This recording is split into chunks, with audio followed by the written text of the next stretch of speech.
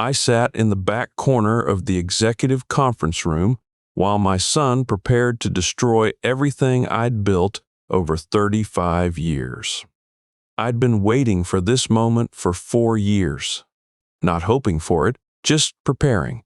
27 employees filled the chairs around the scarred oak table. Chen from Quality Control kept checking his phone. Maria Rodriguez twisted her wedding ring. Nobody looked at each other. Brandon stood at the head of the table in his designer suit, Rita, beside him wearing the triumphant smile of someone about to get everything she wanted. Robert Ashton, the acquisition specialist, arranged his presentation materials with practiced efficiency. Brandon called the meeting to order.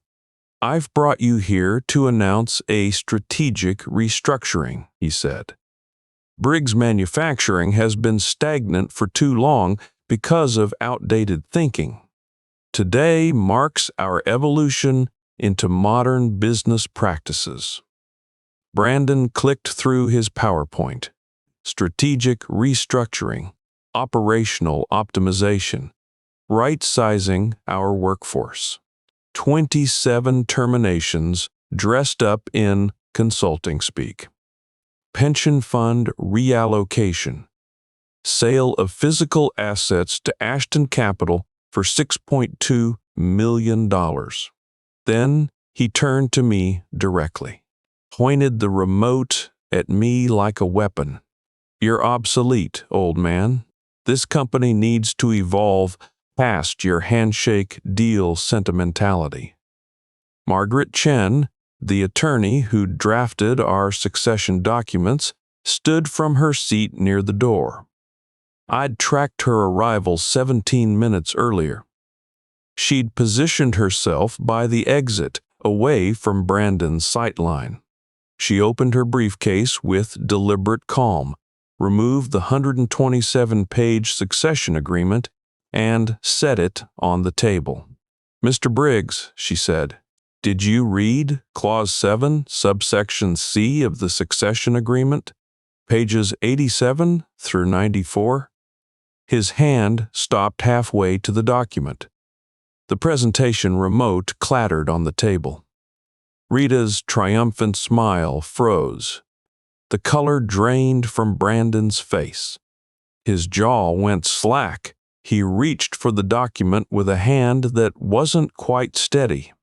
"Love intense drama? Hit subscribe and let's get back to it." I sat at my desk in the apartment, Lewis's notebooks in front of me. The factory lights glowed 3 miles away. I thought about how it started. I built Briggs Manufacturing from scratch. $8,000 in Navy savings, used equipment I rebuilt myself, and a garage in Dearborn where the ceiling leaked when it rained. 2004, 1987. I was 27 years old with machinist training and no plan beyond making parts better than anyone else. For my $8,000 in savings, I spent $1,200 on a manual lathe from an estate sale. Spent 3 weeks tearing it down, replacing worn bearings, truing the ways until the tolerance hit .001 inches. That lathe still sits in the original workshop. Still runs. The first 5 years, I slept on a cot next to the machines. 16-hour days. Sometimes 18. Wake up at 5, run production until 9 at night, clean equipment until 11, sleep 4 hours, start again. Carol would call from our apartment at 9, 10, 11 at night. "When are you coming home?" "Soon," I'd tell her. The line would go quiet before she hung up. I delivered every part personally for the first 2 years, saved shipping costs, built relationships. Walked into Ford's purchasing office with samples in a cardboard box, showed them what I could do. They gave me a trial run, 300 brackets, 2-week turnaround. I finished in 9 days, drove them to the plant myself, The phone started ringing after that. 1992. First employee. Louis Carpenter walked into my garage asking about the help wanted sign I'd posted at the Machinist Union Hall. 53 years old, just laid off from GM's transmission plant. Hands like steel cables. He'd forgotten more about metalworking than I'd ever learn. "What's the pay?" he asked. $12.50 an hour. 40 hours guaranteed, but we'll probably run 50. He looked at the equipment, the oil-stained floor, the parts stacked in milk crates. "You building something here, or just surviving?" "Building," I said, "but I need someone who knows the difference." He started Monday. 31 years later, he's still here. 1993, first facility lease, 3,200 square feet in an industrial park off Michigan Avenue. Moved the equipment in over a weekend, Lewis and me doing the heavy lifting ourselves. Set up 3 machines, a small office, a break room with a coffee maker and a card table. Started hiring. By 1997, we'd outgrown the lease. Revenue hit $1.2 million, 43 clients. Automotive mostly, but aerospace companies had started sending inquiries our way. Tighter tolerances, better margins. I found a building for sale, 47,000 square feet. Previous owner went bankrupt during the early 90s recession. Bank wanted $840,000. I paid cash. Every dollar came from retained earnings. No debt, no investors, no one to answer to except the people doing the work. Carol left in 2005, said I'd chosen grease and metal over our marriage. Said she couldn't compete with a factory. Maybe she was right. I poured everything into the business. Into Brandon after she left. Into building something that would outlast me. The management philosophy came naturally. Know every employee personally. Not just their names, their family situations, their goals, what they were working toward, monthly all-hands meetings. I'd lay out the financials completely. Revenue, expenses, profit margins, where every dollar went. Safety recognition, anniversary celebrations. When Tom Chen's daughter got accepted to Michigan State, I announced it at the meeting. Everyone applauded. People worked harder when they knew their contributions mattered. When they understood the numbers. When they saw their names on the wall celebrating 20 years of service. By 2008, we employed 43 people. Contracts with Ford, GM, Boeing, Lockheed Martin. $4.5 million in annual revenue. 0 debt. Strong cash reserves. Then the financial crisis hit. Automotive industry collapsed overnight. GM and Chrysler went into bankruptcy. Ford cut orders by 60%. Our revenue dropped 42% in 3 months. Louis came to my office in November. Closed the door. "We need to talk about layoffs," he said.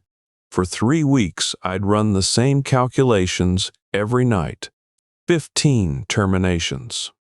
18 months of reduced revenue. The numbers always came out the same. "No layoffs," I said. "Sam, the cash reserves won't cover payroll past March if revenue stays this low. Then I'll mortgage my house." Louis looked at me like I'd suggested burning the building down. "You'll lose everything. I'll lose everything if I fire the people who built this company." I reduced my salary to 0. Lived on savings. Mortgaged my house for $380,000. deposited it in the company account to cover payroll, called every supplier, negotiated deferred payment plans, told them I'd pay when automotive recovered, not before. Most of them agreed. They'd been in business long enough to know this crisis wouldn't last forever. Then I called an all-hands meeting, laid it out plain. Revenue's down 42%. I've mortgaged my house to cover payroll for 18 months. I'm taking 0 salary. I'm asking each of you to accept a 15% wage reduction until automotive recovers. No one gets fired. We survive this together, or we don't survive at all. The room went silent. 10 seconds. 15. Maria Rodriguez raised her hand. What happens if we say no? Then I start making choices about who stays and who goes. And I'd rather not make those choices. The vote was unanimous. Everyone took the cut. We survived. Automotive recovered slower than anyone predicted, but we made it through. By 2011, revenue was back to pre-crisis levels. I restored everyone's wages, paid back the house mortgage, and never forgot what those people sacrificed. That story became company legend. Every new hire heard it during orientation. What loyalty meant at Briggs Manufacturing. What we'd done to protect each other when the world fell apart. By 2015, we employed 73 people. Revenue hit $8.2 million. The facility hummed with precision work. Boeing sent us their most complex aerospace components. Lockheed Martin trusted us with classified defense contracts.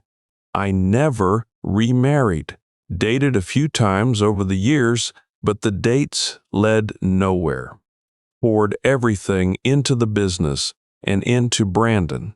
Tried to teach him what mattered.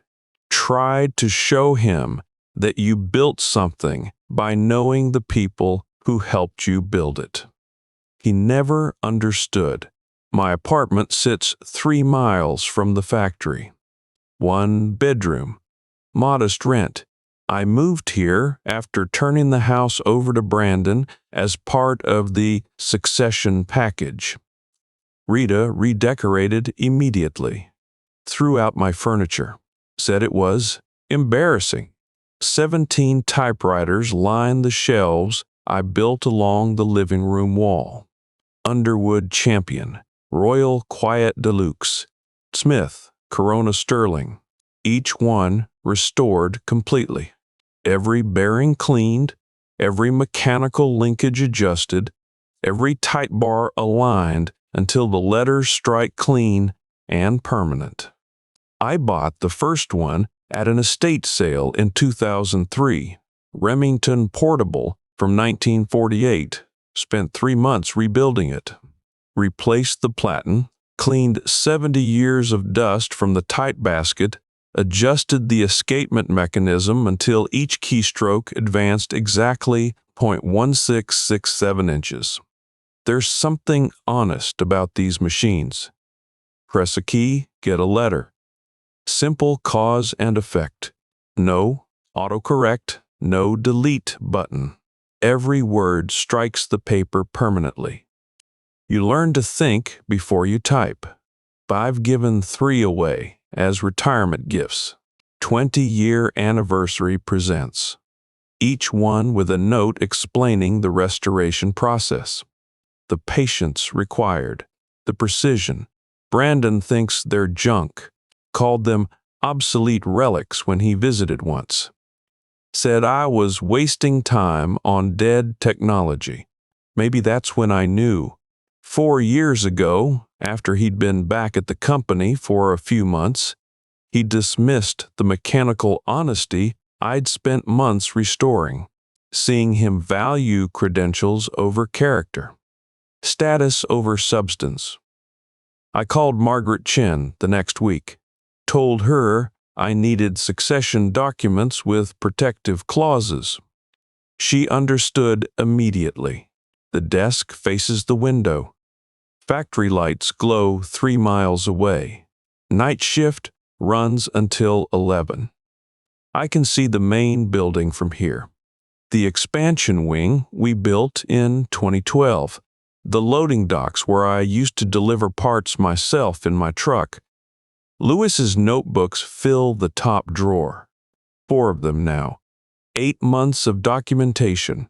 Every meeting, every decision, every violation. I opened the first notebook, March 2023, the week after ownership transfer. Brandon changed his office lock, told me my expertise was no longer required for day-to-day operations. Started bringing in consultants who'd never run a lathe in their lives.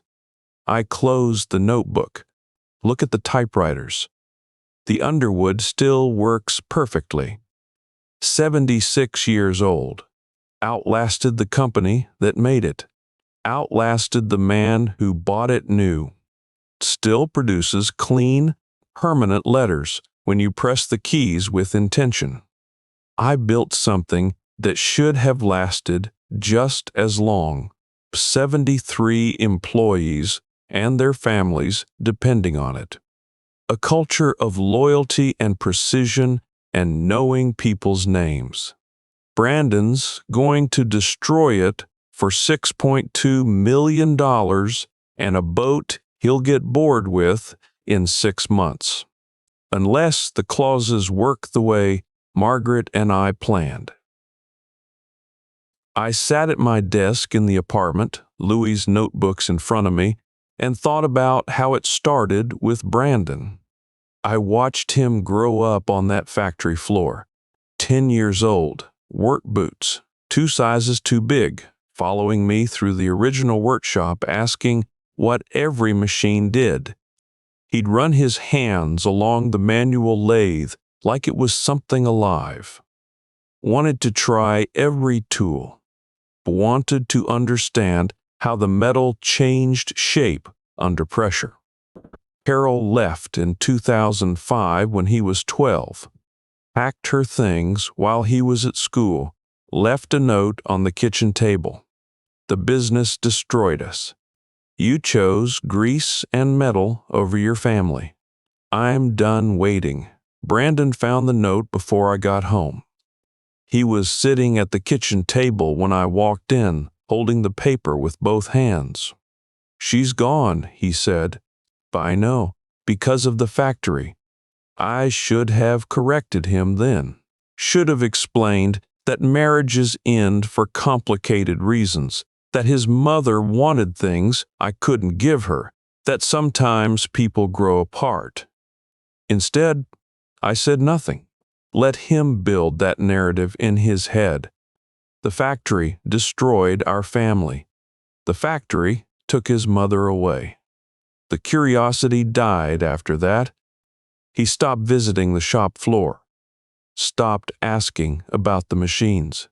Started spending weekends at friends' houses in subdivisions where fathers worked in offices and wore ties. He excelled in school. Honor roll every semester. Academic scholarships. Got accepted to Michigan State for undergraduate in 2011, finished his MBA in 2017, called me from campus his first semester. I'm thinking about business school after this, he said. That's good. Learn the business side. Not manufacturing business. Real business. Strategy, finance, operations. The stuff that actually matters. Real business. Like what I'd built for 24 years wasn't real.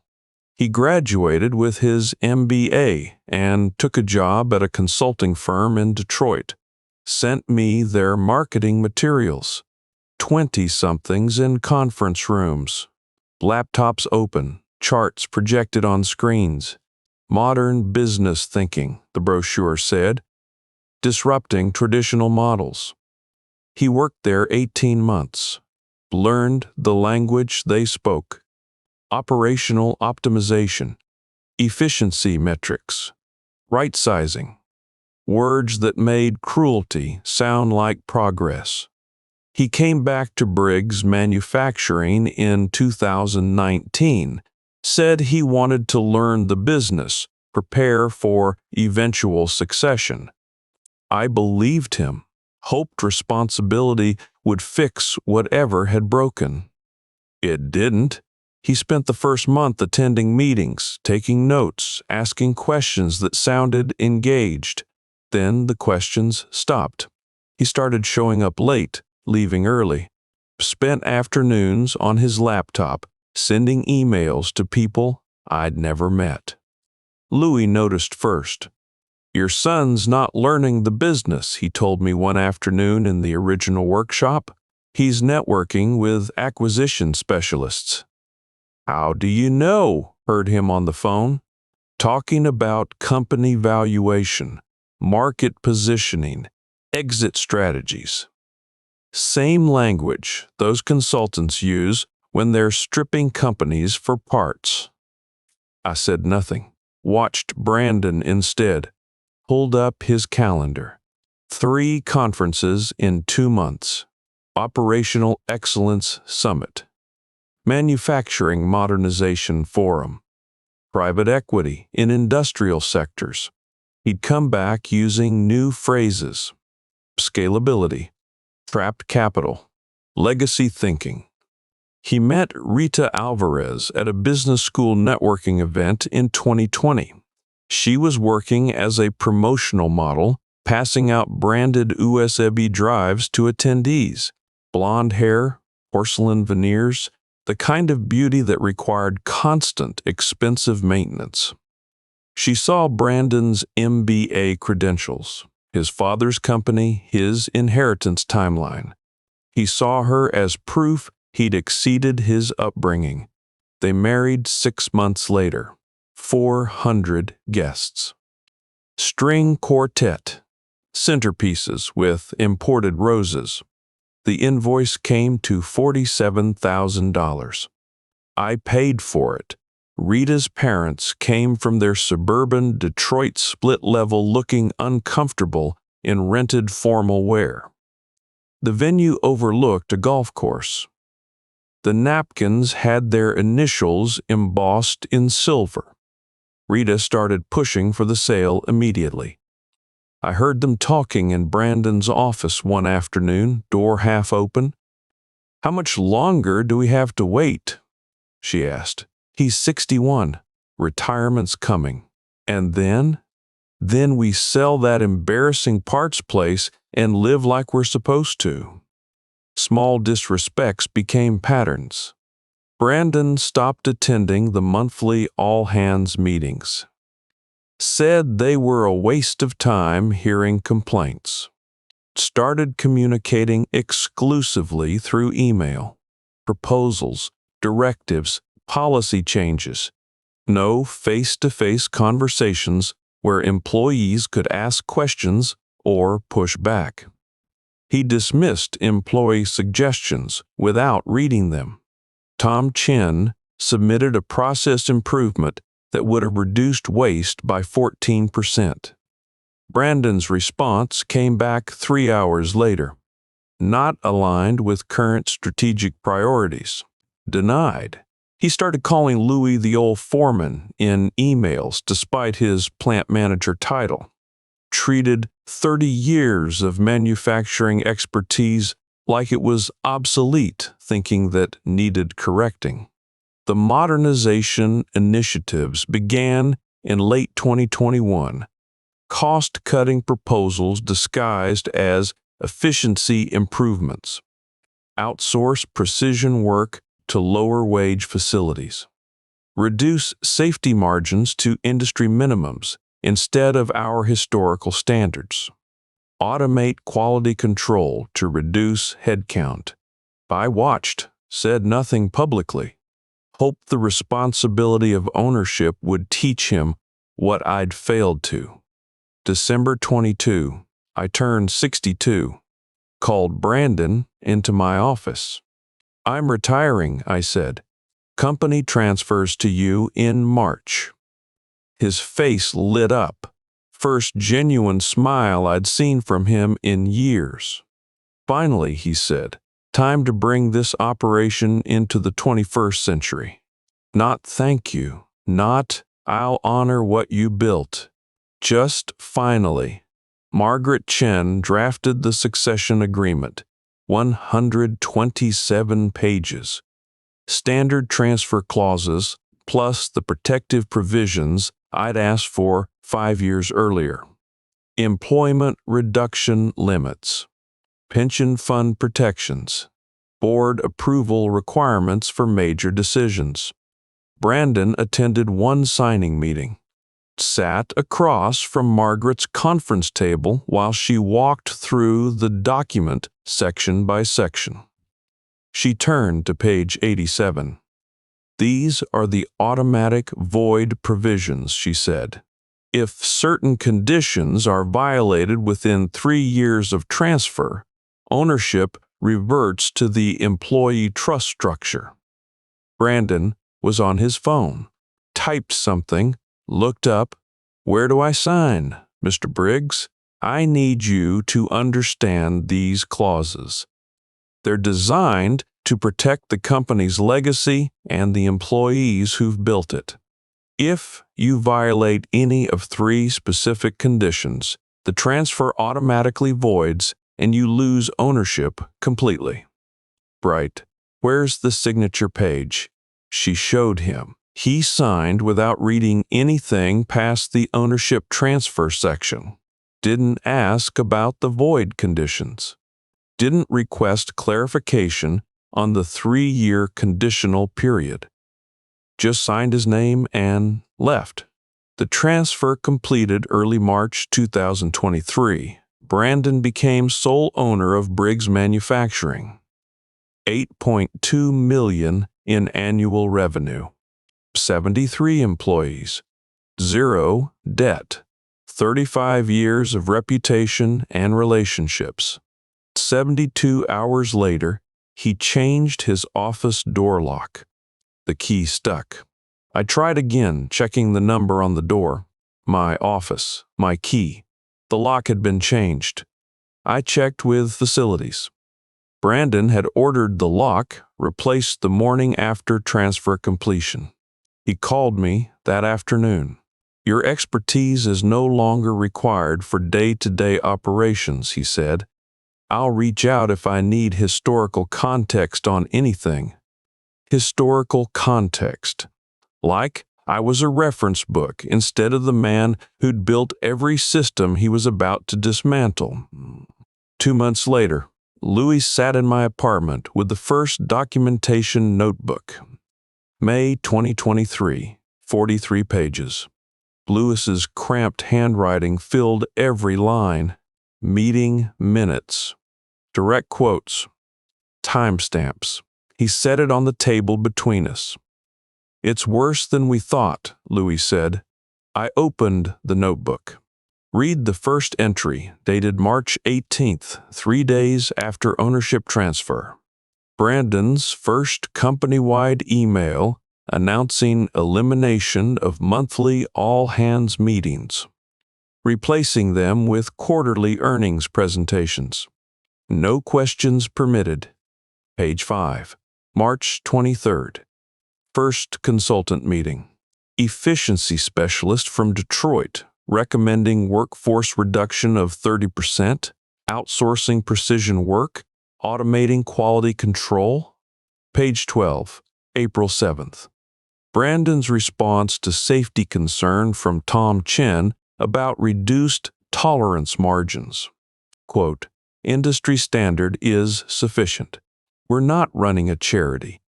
Page 28, April 19th. Email to accounting, requesting analysis of pension fund reallocation options. Subject line, trapped capital deployment. I closed the notebook.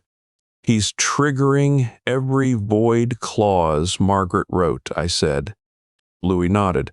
2 months of this. documenting every meeting, every decision, every dismissive comment, building the case you'll need when this goes bad. I looked at the typewriters on the shelves. The Underwood, the Royal, machines built to create permanent records. Press a key, get a letter. Simple cause and effect. Brandon had signed an agreement creating permanent consequences. He just hadn't bothered to read which keys triggered which results. Louis picked up the notebook. How long do we let this run? Keep documenting, I said. Every violation, every decision, every time he proves he's not fit for stewardship. And then we let the clauses do what they were designed to do. I watched Robert Ashton arrange his presentation materials with the efficiency of someone who'd done this 30 times before. Laptop connecting to screen with a soft click. Papers aligned. Remote positioned within reach. The acquisition specialist had stripped 30 companies just like mine. Brandon stood at the head of the scarred oak table wearing a designer suit that cost more than most employees made in a month. 27 of the 73 employees filled the conference room chairs. Tom Chen kept checking his phone. Maria Rodriguez twisted her wedding ring. Nobody looked at each other. 27 people waiting for bad news. Brandon had summoned them without explanation, told only that attendance was mandatory for this strategic planning session. Rita sat beside Brandon, wearing an expensive outfit that matched his presentation aesthetic, unable to suppress the smile that had been playing at her lips for the past hour. 3 years of pushing. 3 years of calling this place an embarrassment. About to end. Margaret Chen stood near the door, briefcase in hand. She'd arrived 17 minutes earlier, positioned herself away from Brandon's sightline. When I'd glanced her direction, she'd given the smallest nod. Brandon started the presentation. "I've brought you here to announce a strategic restructuring," he said. "Briggs Manufacturing has been stagnant for too long because of outdated thinking. Today marks our evolution into modern business practices." The PowerPoint slides began. Corporate templates. Sans serif fonts. Bullet points reducing 35 years of loyalty to optimization targets. Brandon clicked to the next slide. Strategic restructuring. Workforce right-sizing. Operational efficiency enhancement. 27 terminations. 37% reduction. The slide showed headcount numbers, not names. Not Louis Carpenter, who'd worked here 31 years. Not Maria Rodriguez, who'd taken a 15% pay cut in 2008 rather than see colleagues fired. Just numbers on a screen. The next slide showed a timeline. Terminations effective in 14 days. Severance packages calculated at minimum legal requirements. No consideration for years of service. Pension fund reallocation.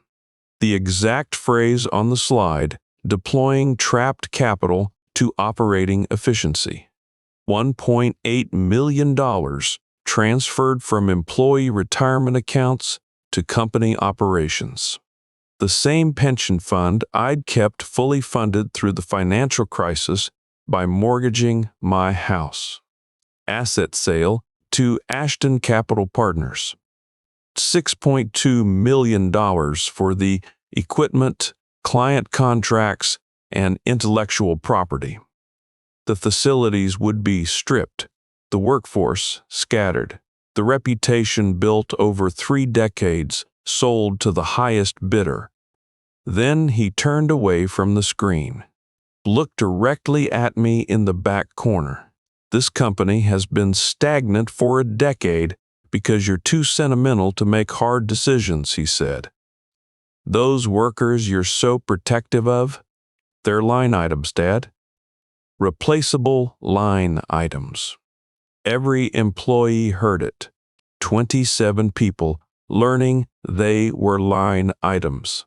Replaceable. Your handshake deal, loyalty first mentality is charming, I guess, but it's not scalable. You built something small and kept it small because you couldn't think beyond your garage mechanic limitations. Rita's smile widened. This was the moment she'd been coaching him toward for 3 years. Public validation that they'd transcended my blue-collar thinking. You're obsolete, old man. This company needs to evolve past your handshake deal sentimentality. Lewis Carpenter's hands gripped the table edge. White knuckles. 30 years of loyalty reduced to a line item.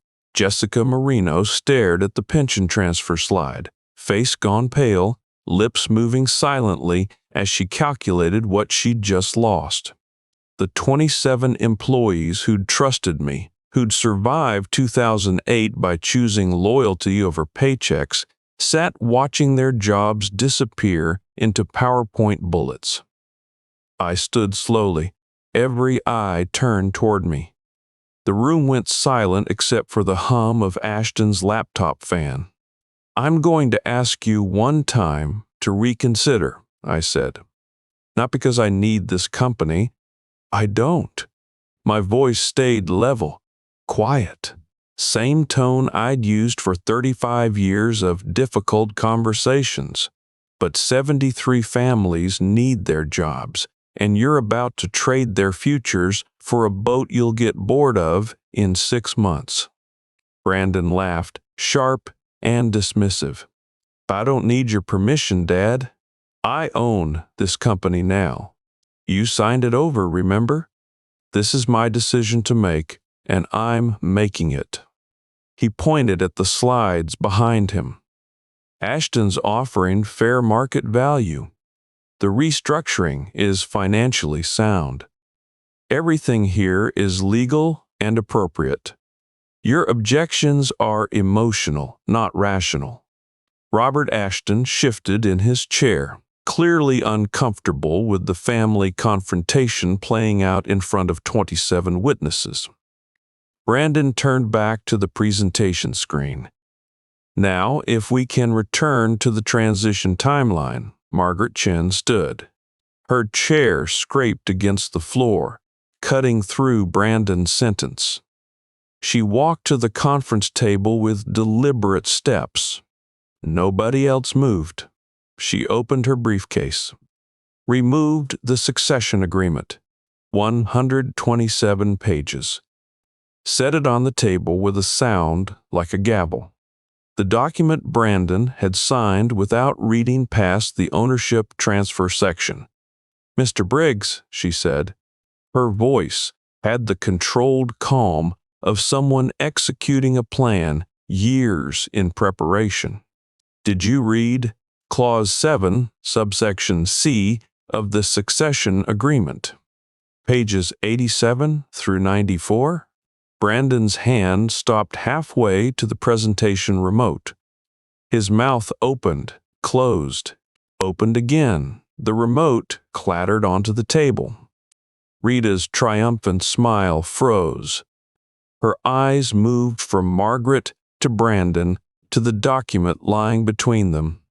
Brandon reached for his office copy of the agreement with a hand that wasn't quite steady. 27 employees leaned forward in their chairs.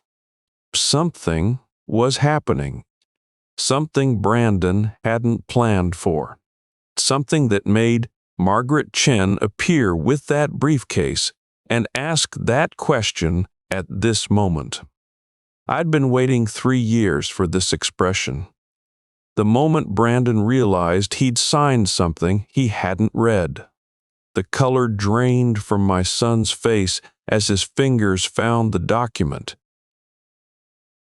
I sat in the original workshop with Louis Carpenter and Margaret Chen the week after I'd signed over everything I'd built. March 2023. The filing cabinets lined the walls, each drawer containing years of contracts, hire records, equipment purchases, safety reports. 35 years of documentation proving what happens when you do things right. My original manual lathe sat in the corner, same machine I'd rebuilt in 1987 with $1,200 from my Navy savings. The smell of old metal and cutting oil never left this space. Louis stood beside the workbench where I used to prototype parts before we had proper engineering equipment, arms crossed. Margaret sat in the only chair, briefcase open on her lap. I set a small notebook on the workbench. Quote, document everything, every decision Brandon makes, every meeting, every policy change, dates, times, witnesses, exact quotes. Louis picked up the notebook, flipped through the blank pages. You think he's going to trigger the void clauses, he said. I hope I'm wrong about my son, but if I'm right, we'll need proof that can't be denied. Margaret pulled out her reading glasses. Let them hang on the chain around her neck. Most owners don't keep records like this. You do. That's why we'll win if Brandon proves unworthy. Not because of legal tricks, because truth leaves a paper trail. She pulled a separate document from her briefcase. The Employee Trust Agreement, establishing the Briggs Manufacturing Employee Trust as the contingent owner. Signed and funded concurrently with the succession agreement. She stood, walked to the filing cabinet nearest the door, ran her hand along the drawer labels, each one marked with year and category in my handwriting. This discipline is why we'll win if Brandon proves unworthy. Not because of legal tricks, because truth leaves a paper trail. Louis put the notebook in his shirt pocket. What am I watching for? Margaret counted on her fingers. Employment reduction exceeding 20% without documented business necessity. Diversion of pension fund assets for unauthorized purposes. Major company decisions made without board approval. Any of those three conditions trigger automatic void. How long do I keep this up? Until he either proves himself fit for stewardship or destroys that possibility completely. I looked at the manual lathe, 76 years old and still functional, because someone had maintained it properly, documented every adjustment, replaced worn parts before they failed. He changed his office lock this morning. Told me my expertise is no longer required for day-to-day operations. Lewis's jaw tightened. 3 days. 3 days of ownership, and he's already pushing you out. Document it. Date, time, exact words. It establishes pattern. Margaret closed her briefcase. I'll provide guidance on documentation standards. What constitutes admissible evidence? How to maintain chain of custody. But Louis, you're the witness. Everything you record needs to reflect what you personally observed or heard. Understood. Margaret left first. Lewis and I stood in the workshop, surrounded by decades of careful records. You really think it'll come to this? He asked. I signed over a company worth $8.2 million to someone who hasn't read past page 3 of a 127-page agreement. What do you think? Louis pulled out the notebook, wrote his first entry. I watched him note the date, the time, Brandon's statement about my expertise no longer being required. Simple cause and effect. Press a key, get a letter. The 4 notebooks sat on my apartment table 2 weeks before Brandon's catastrophic announcement. November 2023. Louis had delivered them that afternoon, each one filled with his cramped handwriting. Margaret arrived at 7. I moved the typewriters aside to make room. She spread the notebooks across the surface. Her reading glasses hung on their chain. Walk me through the timeline. I opened Notebook 1. March through May 2023. Immediate policy changes. Brandon eliminated monthly all-hands meetings his first week. Replaced them with quarterly earnings presentations. No questions permitted. Margaret made notes on her legal pad. March 23rd. First efficiency consultants arrive. Recommend 30% workforce reduction, outsourcing precision work, automating quality control. I flipped pages. April 7th. Chen raises safety concern about reduced tolerance margins. Brandon's email response, exact quote from what Louis copied, industry standard is sufficient. We're not running a charity. Safety protocol changes establish recklessness. Continue. Notebook 2. June through August. Client complaints start appearing. Boeing raises concerns about quality variance on aerospace components. Lockheed Martin questions whether we can still meet classified defense contract standards. 3 separate clients, same 2-month period. Brandon's responses. Calls the issues acceptable. Variance. Tells clients we're modernizing processes and there may be temporary adjustment periods. Margaret wrote that down. He's establishing a pattern of prioritizing cost reduction over quality maintenance. That supports the business necessity argument for employment reduction. Notebook 3 made her lean forward. I turned to the marked page. September board meeting. Louis has the minutes here. Brandon proposes reallocating pension fund assets. His exact words, the pension represents trapped capital that could be deployed more efficiently.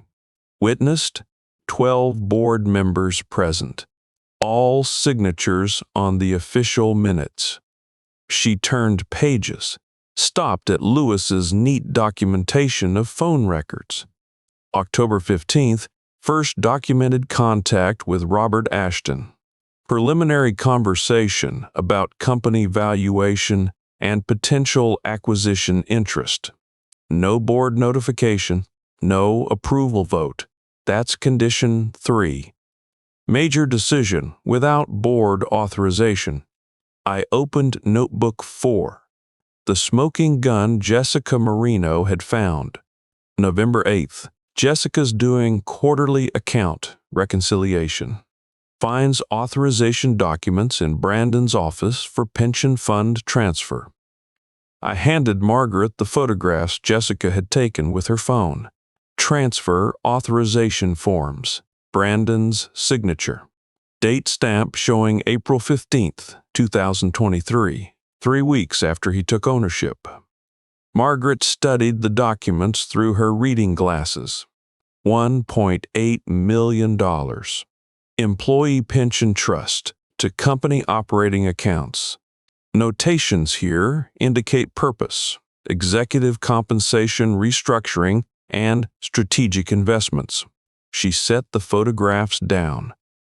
This isn't emergency business necessity. This is systematic theft.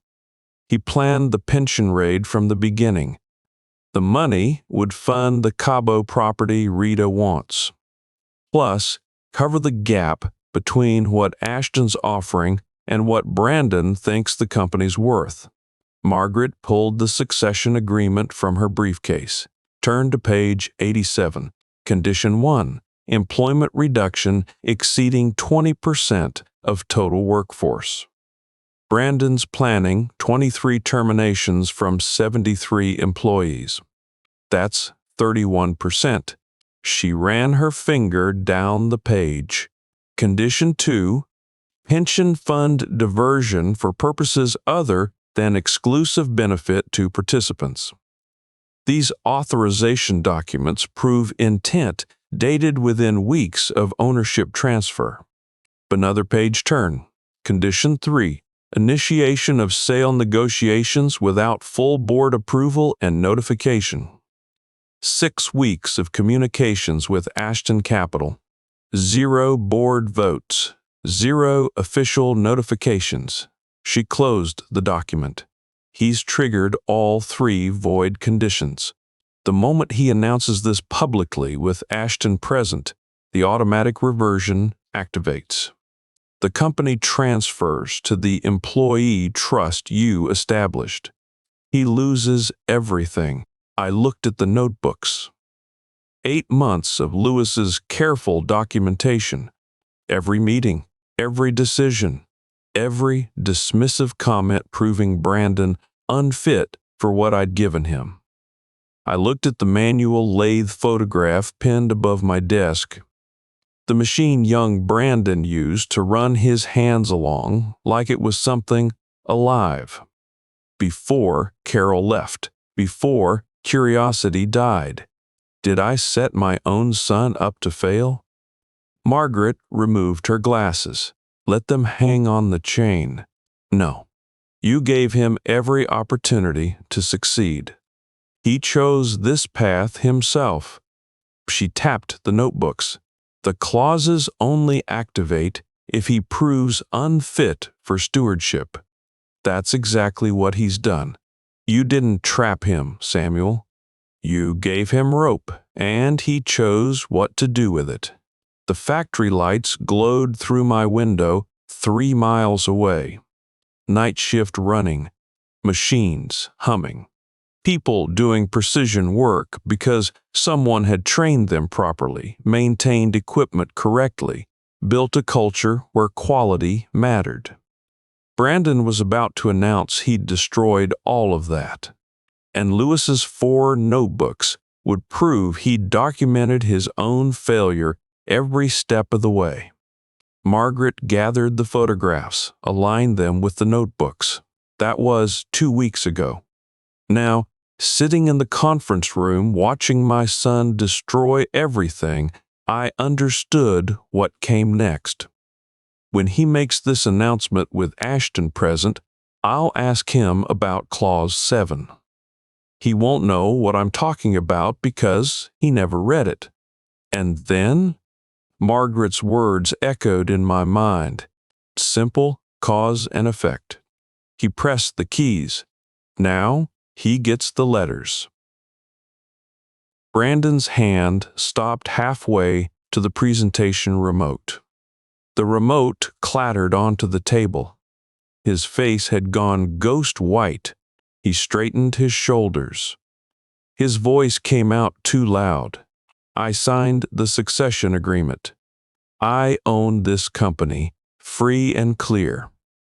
Margaret removed her reading glasses. Let them hang on the chain around her neck. She opened the 127-page document to page 87 with deliberate precision. Section 7, Subsection C, she said. The automatic void provisions. Did you read this section before signing? Brandon reached for his office copy with a hand that trembled slightly. His fingers slipped on the binding twice. The pages had never been separated, still crisp from the signing meeting 8 months earlier. Margaret began reading in her precise, devastating calm. Clause 7 states that ownership transfer remains conditional for 36 months following execution, subject to automatic void if any of 3 conditions are violated. She paused. Let the word conditional sink into the room. Condition 1. Employment reduction exceeding 20% of total workforce without documented cause related to business necessity. She looked up from the document. Your proposed termination of 27 employees represents 37% reduction. You documented no business necessity. Revenue is up 8% since transfer, from $8.2 million to $8.8 million. Brandon's mouth opened. That's just its efficiency optimization. Standard business practice. Margaret continued without acknowledgement. Her voice never changed pitch or volume. Procedural. Clinical. Condition 2. Diversion of pension fund assets for purposes other than exclusive benefit to plan participants as required under ERISA regulations. She produced a stack of enlarged photographs from her briefcase. Set them on the table where everyone could see. On April 15, 2023, you authorized transfer of $1.8 million from the Employee Pension Trust to company operating accounts. The photographs showed Brandon's signature clearly. Transfer authorization forms dated 3 weeks after he'd taken ownership. Notations in his handwriting indicated purpose, executive compensation, restructuring, and strategic investments. Jessica Moreno had taken those photos with her phone. Now they were evidence that couldn't be denied. Condition 3. Initiation of sale negotiations without full board approval and notification. You have been negotiating with Ashton Capital Partners for 6 weeks. Board minutes show no approval. Vote. No notification. Louis Carpenter stood, placed his 4 documentation notebooks on the conference table with deliberate weight. The sound echoed in the silent room. Every violation, Louis said, timestamped and witnessed, including the board meeting 2 weeks ago, where you called the pension fund trapped capital that could be deployed more efficiently. On record, with 12 witnesses. Brandon's voice cracked. This is insane. You can't just take my company because of technicalities. Margaret's response was clinical, final. These aren't technicalities, Mr. Briggs. These are the conditions you agreed to when you accepted ownership. The automatic void provision is explicit and non-negotiable. She turned to the final paragraph of Section 7. Read it aloud with the precision of someone creating a permanent legal record. Upon activation of void provisions, ownership transfers immediately to the Briggs Manufacturing Employee Trust, established and funded in perpetuity for the exclusive benefit of current and future employees. Her finger traced down the page. The transfer is automatic, requires no additional legal action, and provides no provision for appeal or renegotiation. She closed the document. Mr. Briggs, as of this moment, you no longer own this company. Robert Ashton gathered his acquisition documents. Papers shuffled. He stood, briefcase in hand, and walked to the door without a word. The deal was dead. He had no seller to negotiate with anymore. Rita's face had transformed. The triumphant smile collapsed. Her hand moved to the diamond necklace at her throat. 3 years of pushing Brandon to sell. 3 years of calling this place an embarrassing parts factory. The lifestyle upgrade she'd been planning vanished in the time it took Margaret to read 3 conditions. The 27 employees Brandon had planned to terminate sat motionless, processing their unexpected salvation, understanding they'd just witnessed their own rescue from the man who'd called them redundant line items. Brandon stood at the head of the conference table, still holding the document he'd never read. His PowerPoint presentation glowed behind him on the screen. Strategic restructuring, workforce right-sizing, all of it meaningless now.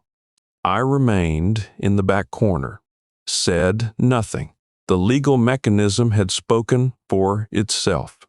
Press a key, get a letter, violate conditions, lose ownership. Simple cause and effect. Margaret packed her briefcase with the satisfaction of someone who'd executed a plan years in preparation.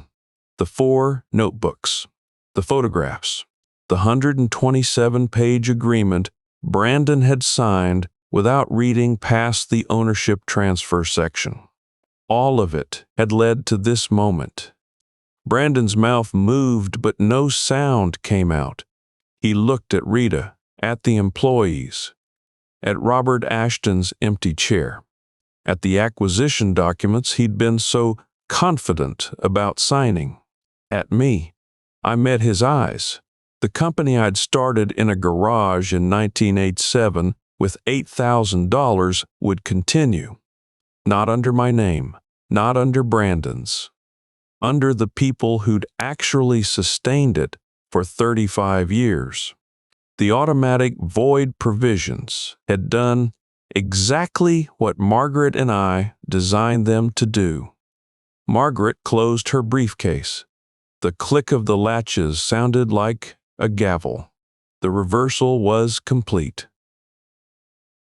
The reversal Margaret announced was immediate per the agreement's automatic provisions, though formal registration processed through Michigan's corporate division within 72 hours. Margaret submitted the void activation to Michigan's corporate division on a Wednesday afternoon. By Friday morning, the employee trust owned Briggs Manufacturing.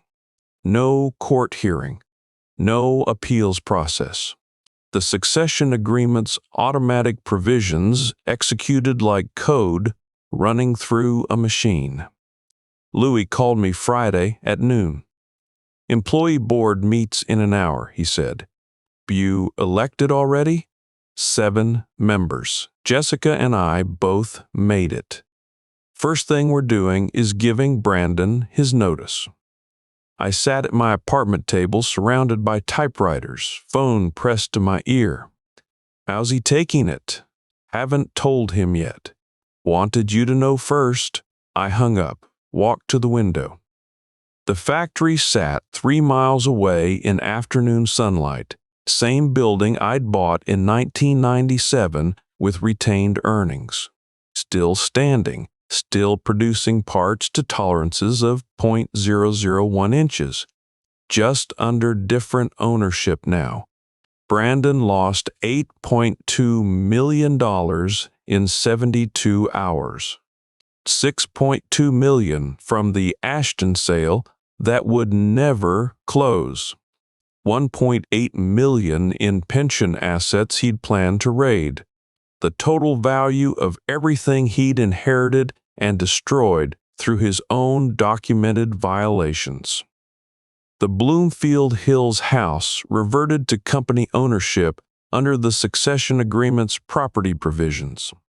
The succession agreement gave them 30 days to vacate company property. The same house I'd transferred to Brandon as part of the package. Rita had redecorated it, thrown out my furniture, called my working-class aesthetic embarrassing. Now it belonged to the employee trust. Brandon and Rita had to find their own place within 30 days. I heard they rented an apartment in Warren, 2 bedrooms, generic complex with assigned parking. The kind of place Brandon used to drive past without seeing the people who lived there. His leased BMW got repossessed 3 weeks after the reversal. Couldn't make the payments without the liquidity he'd been counting on. I heard he was driving a used Honda now, 10 years old, bought cash from whatever savings he had left. The manufacturing community talks. Michigan's industrial sector runs on relationships built over decades. Louis heard it first from a supplier rep who'd heard it from Ford's purchasing department. Tom Chen got a call from his old supervisor at GM asking if the rumors were true. Within 5 days, 3 separate clients had contacted me directly asking about ownership stability. Brandon Briggs signed a 127-page succession agreement without reading the protective clauses, violated all 3 void conditions within 8 months, lost his inheritance through documented arrogance and incompetence. His phone calls went unreturned. The same business contacts he'd cultivated for 3 years stopped taking meetings. His LinkedIn messages got read receipts, but no responses. I checked his profile once. His LinkedIn profile still read CEO Briggs Manufacturing, transforming legacy operations through modern business thinking. The post below it, dated 2 days before the reversal, announced strategic restructuring initiatives. The employee board would notify him to update that eventually. His posts about disruption and innovation and thought leadership stayed up. Permanent record of someone who talked about modern business thinking but couldn't read a legal document before signing it. Rita's Instagram account became her downfall. Louis mentioned he'd seen screenshots circulating through the factory floor. Rita's secret Instagram account that none of us knew existed. She'd maintained an influencer profile with 47,000 followers, posted aspirational content about the luxury lifestyle she deserved. When Brandon announced the sale internally, she'd posted celebratory photos, champagne glasses, Cabo property listings, captions about finally living authentically. Her followers screenshot everything before she could delete it. The post circulated through manufacturing social media as cautionary tales. Screenshots of Rita celebrating her husband selling a company and firing 23 people. Screenshots comparing her predicted lifestyle upgrade to her actual apartment in Warren. Someone found her promotional modeling portfolio from before she met Brandon, posted it alongside her influencer content. The narrative wrote itself. She deleted the account 2 weeks after the reversal, filed for separation 3 days later. I heard she moved back to her parents' house in suburban Detroit, told friends Brandon had misrepresented his financial situation, rewrote the whole story to make herself the victim of his deception rather than his partner in destroying 73 families' livelihoods. Brandon's consulting firm connections evaporated. The industry talks about due diligence failures. Someone who signs a 127-page agreement without reading protective clauses can't be trusted with client work, can't be trusted to review contracts, can't be trusted to notice the details that matter. His employment inquiries got polite rejections. Thank you for your interest. Unfortunately, we don't have any positions that match your qualifications at this time. The pension fund documentation followed him. Margaret filed documentation of the attempted transfer with the appropriate regulatory agencies and the Michigan Department of Insurance and Financial Services, the Employee Benefits Security Administration. The documented evidence of Brandon's attempt to transfer $1.8 million from employee retirement accounts to fund executive compensation and strategic investments. The authorization forms, the signatures, the intent to divert pension assets, creating a permanent record of what Brandon had tried to do. No criminal charges. The reversal happened before the transfer completed, but the documentation created a permanent record.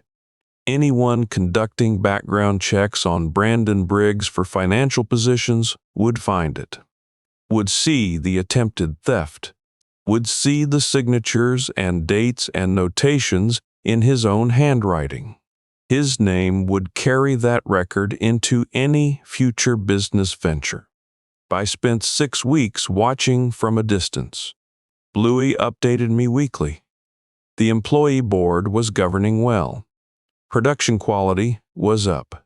Client relationships were stabilizing after Brandon's damage. New hires were being trained properly. The company I'd built was surviving without me. Then Brandon appeared at my apartment. No warning, no phone call, just a knock on the door at 7 in the evening. I opened it. He stood in the hallway wearing jeans and a wrinkled button-down. No designer suit. Hair needed cutting. He'd lost weight. Stress does that. "Can I come in?"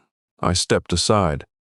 He walked to the living room, looking at the typewriters on their shelves like he was seeing them for the first time. "I wanted to apologize," he said. "Rita pressured me into a lot of this. The sale, the restructuring, all of it. She wanted the lifestyle upgrade, and I got caught up in trying to provide it." I sat in my chair by the window, didn't offer him a seat. "Is there any way to undo the void provisions?" he asked. "Some kind of appeal process or reconsideration?" His voice carried hope, like he still believed this could be fixed through negotiation. "You had 35 years of lessons in loyalty, responsibility, and what it means to value people over profit," I said. "You learned none of it. The clauses can't be undone, Brandon. And even if they could, I wouldn't. Those 73 families deserve better stewardship than you were willing to provide." His shoulders slumped. "So, that's it? We just never speak again?" "That's your choice, but I'm not helping you undo consequences you created through your own decisions." He stood there another minute, looked at the typewriters again. The Underwood, the Royal, machines older than both of us, still functional because someone maintained them properly. Then he left. I heard the apartment door close, his footsteps fading down the hallway. We didn't speak again. I sat in the executive conference room 1 year after the reversal. The scarred oak table looked the same.